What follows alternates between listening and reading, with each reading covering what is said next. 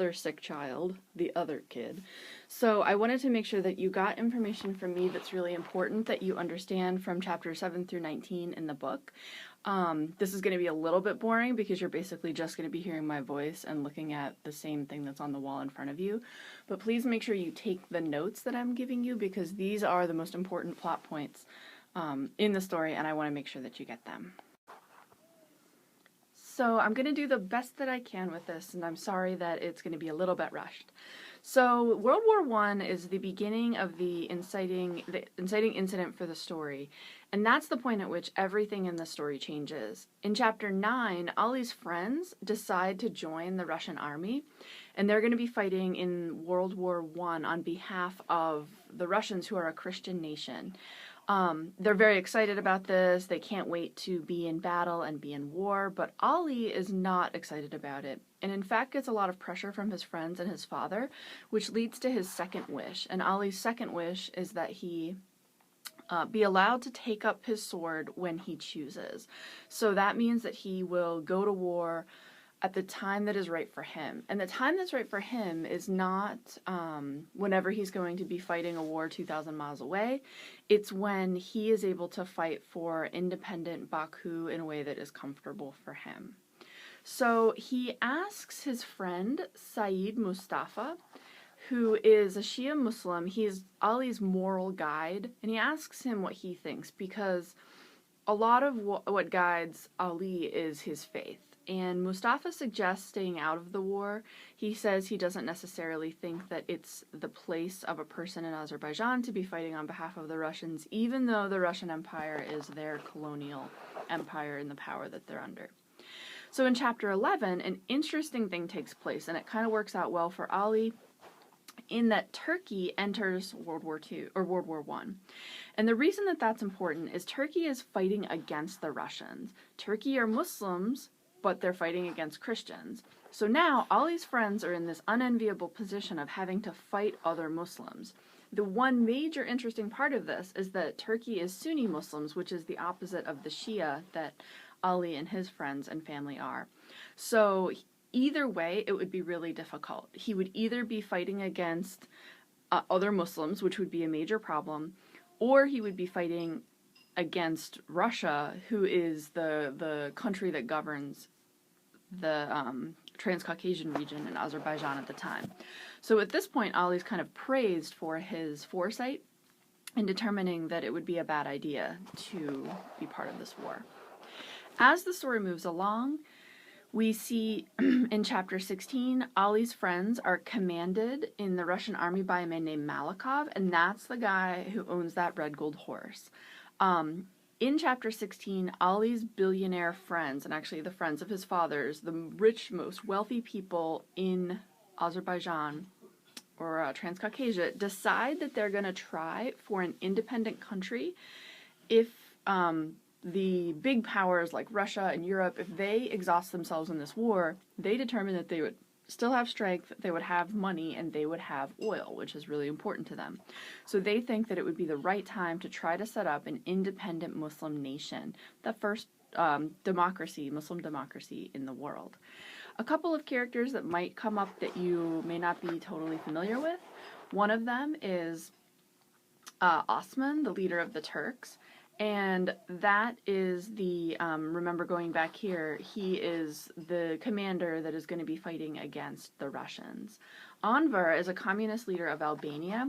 Ollie likes his ideas. He kind of mentions him a number of times and tries to figure out if he should be the guy they follow, but ultimately determines that they're probably going to do best to just stick with themselves. In chapter 17, we have a big time event, and that is the chase scene. We'll get to more of that when we talk about the love story. But one important event that comes out of that, obviously, when we get up to 18, is the blood feud. And so now Ollie is in trouble, and he has to leave and go to his family for protection in the mountains because he killed Naharayan, and Naharayan's family is going to come after him. He's also in trouble, and this was a little bit more subtle in the story, because of a little thing known as the Red Gold Horse of Garbach. the guy, Malikov, had to shoot the horse, and because it was such a magical and important horse to him, and because he's commanding the Russian army's forces that Ollie's friends are in, Malikov sends Ollie's friends to the front to fight, which is unusual because they're officers and because they're Muslim, but he does it because he's trying to get back at Ollie, and there's also a small secondary blood feud from Malikov because of the horse. Alright, so the next thing we're going to talk about is the love story, and I'll get there in just a second. Okay, so now we have the love story. I like to talk about the politics first because it's a little bit more confusing. If you understand that basic storyline and you've taken some notes, you'll be in good shape for what comes next. So in the love story, the same inciting incident timeline around chapter 6 and 7 is Nino accepts Ollie's proposal to marriage. But of course, there's going to be a lot of obstacles for that to happen. The first one is that Nino's father really objects to their marriage on the basis of age, war, religion, culture. He gives Ollie a bunch of reasons. And this infuriates Ollie because his family is very wealthy. They've been around in Baku for 700 years, and nobody would refuse his hand except for Nino's father. So he gets very angry, and on his way back from asking for Nino's hand in marriage and being refused by the father, he runs into the character Malik Nakarayan. Now, Malik decides he's going to help Ollie, and he says, I think it would be really helpful for you if somebody went to the prince and convinced him that it would be good for Nino to marry someone from a different country and from a different bloodline, because these are times in which those political kind of cross-cultural marriages would be really important. Ollie's really thankful and he's happy and he's surprised because if you remember, Malik Nakarayan is Armenian and they're normally at odds with the Azerbaijanis. So why, we have to ask ourselves, does Malik Nakarayan help Ollie? This is the point in the class where I'm supposed to ask you and you're supposed to come up with lots of interesting ideas. But because I'm not there, I'm going to have to tell you. And if you haven't thought of it yet, imagine that Malik Nakarayan may actually have a little bit of a thing for Nino. So he's going to go to the prince and he's going to get a lot of FaceTime. He's going to help convince the prince that it would be great if she married someone who wasn't Georgian. Maybe he's actually thinking more along the lines of her marrying an Armenian as opposed to an Azer. So chapter 14 comes along, and I do want you to go into page 104. You can pause the video now, and I want you to read 104 and into page 105. And this is a major obstacle that's going to come up a lot later in the story, and it's the idea of people's souls. Earlier on, Ollie talks to Syed Mustafa, he talks to his father, and they both agree that it's fine for Ollie to marry a Christian woman. It's fine because according to them, she's just, quote, an acre to be sowed. She's just there for kids. They talk about women not even actually having souls. It doesn't really matter if they're not the same religion because basically the woman doesn't matter except to be a good wife and to have children. But in chapter 14, Nino brings up the idea to Ollie, do you love me and do you love my soul? And it's really worth checking out that exchange and the way that Ollie responds to that, because while he says, yes, I love your soul, he's not entirely thinking that that's the most important thing. And in fact, Ollie's father suggests earlier in the story that it isn't important to marry for love. That's not something that in their culture is important. Rather, you want to make sure that this is a person who can be a good wife and mother. So, by the time we get to chapter 16, Ollie asks Nakarayan to take Nino to the opera. He's a little bit frustrated that he has to do it, but he is going to that big billionaire meeting, and so he has something important that he has to do. Then we get to our chapter 17 chase scene. This would be the point in the class where I would read this out loud with you, and I recommend that if you want to read a story,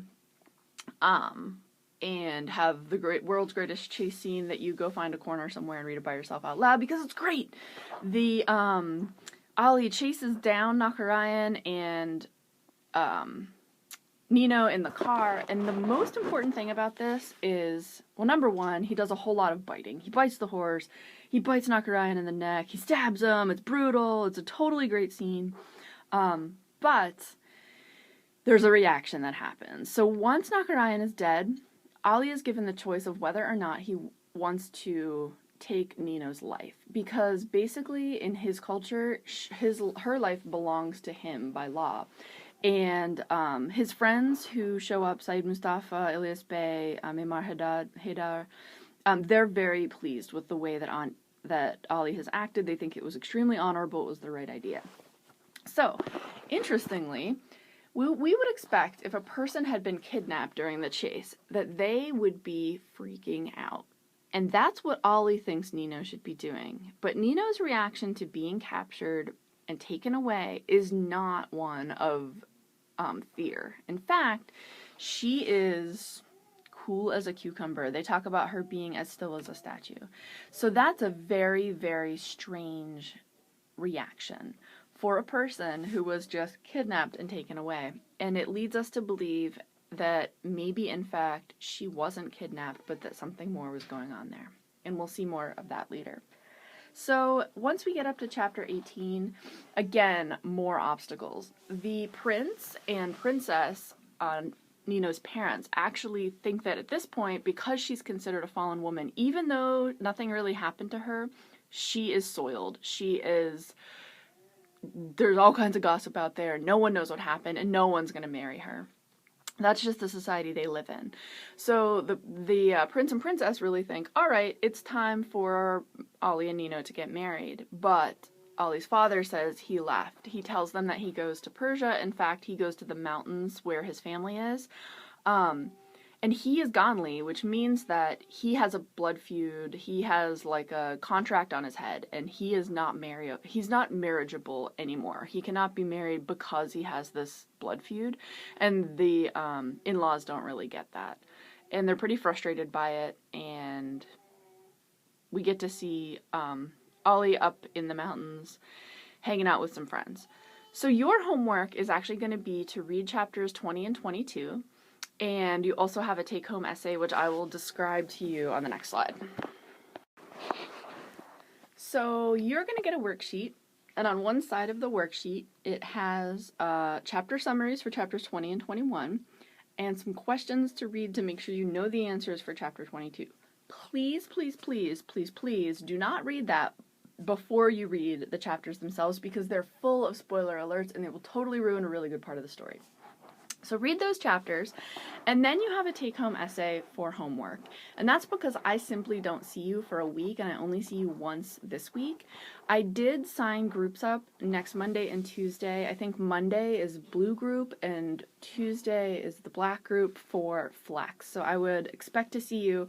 If your essay next week is turned in on time and you don't need to access that extra Flex block, then I'll simply take you off and sign you up for where you want to go. So the take-home essay, basically you have 3 prompts, and each one of them is a reworded essential question that we're looking at in the book. You can write up to 5 paragraphs, no more, and it needs to be MLA, have parenthetical citations, meaning you have the author's last name in parentheses with a page number for your evidence, and you need to have at least 3 pieces of evidence, quotes, that you explain. You don't have to have 5 paragraphs, so like we did a 3-paragraph essay earlier, you can kind of shrink the introduction and shrink the conclusion and make it shorter, and that's fine as long as you are explaining and answering the question in full. And the final piece I'll say, and I think I wrote it on there, oh, that's not the final piece, but you need to have a thesis statement that you're proving. And the reason that I'm assigning this, other than the fact that I don't see you, is because this is basically how you'll be getting essays in the future. I will be grading this more leniently. I'll grade it in reading, writing, and grammar, but I'm not going to weight it for the end of the year, so it's not going to be the most important essay that you write. It will be the last sort of analytical we write for the year. We'll do a narrative later. But I want to make sure that you, as honor students, understand that for 10th grade and beyond, you don't necessarily get a week or 2 in class to write your work, and that you have to start being a little more independent about it. So you're welcome to come see me anytime, or Miss Hayco can help you, and we have an extra flex block signed up for the entire class Monday, Tuesday. And if you have any questions, just email me and I should be back in the building, hopefully